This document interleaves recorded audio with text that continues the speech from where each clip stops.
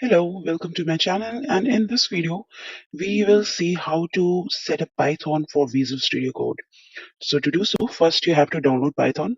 So if you have already set up Python, then you don't have to do this step, but if you don't have, then you can download Python from this URL.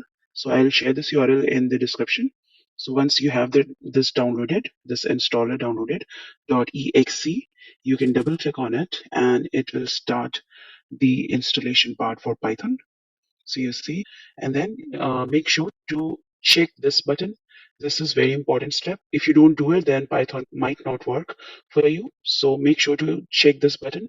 After this, you can just click on install now and everything should be good. You can just click on next, and Python will be installed in your system. So once Python is installed, you can go ahead and download VS Code. So download for Windows, just click on Windows. I'll give this link in the description to download VS Code.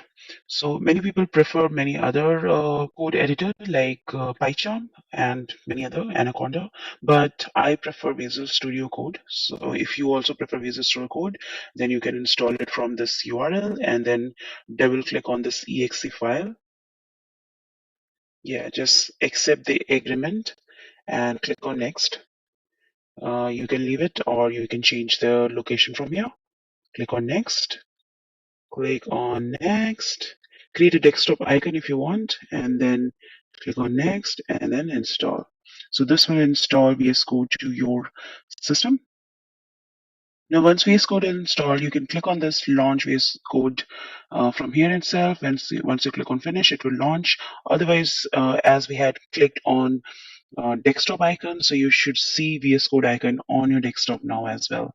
So click on finish and it should launch VS Code. So this is how it should look once you launch it. And then what you can do is you can, choose what you want. There are so many options. If you already have any of your code existing, you can do like this. You can choose light or dark mode. I like the dark mode, so I'll leave it to that. And then you can create a new file. So you can create a new file or you can create new project, anything you want. So let's say print, and then I'll say save it. And you can save it on your desktop or anywhere you want. I will save it on my desktop so that it would be easier. And since it is a Python file, we want to name it .py. So let's say test.py and save it. So we have our Python code ready. Now, if you see, let's increase the width so that we can see it properly.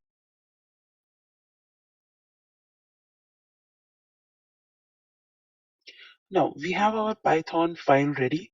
Now we want to run it, right? So how do you run it? Normally we run it using our terminal. So we can click on this new terminal and it will open this window over here at the bottom. So we have this terminal, we have debug console, we have output, we have problems, everything, right? So we can go to our folder where we have this file set up.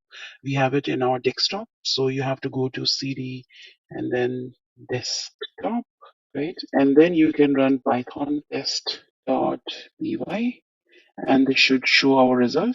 But what we want to do, we don't want to write this much code every time we want to run our code, right? We don't want to write this much of command. What we want is we want to go to our extensions and search for Python. So this is showing in the most popular extension as well. So you can select from here and then install. So there are two extensions we will install to help us run our code in Python. And the other extension we want to download is Code Runner, because with the help of that Code Runner, you would be able to run any type of code. So you see, you would be able to run C, C++, Java, all these code you can write in your Visual Studio. So you can install. So with the help of this, as soon as we install, you see we have this run button over here.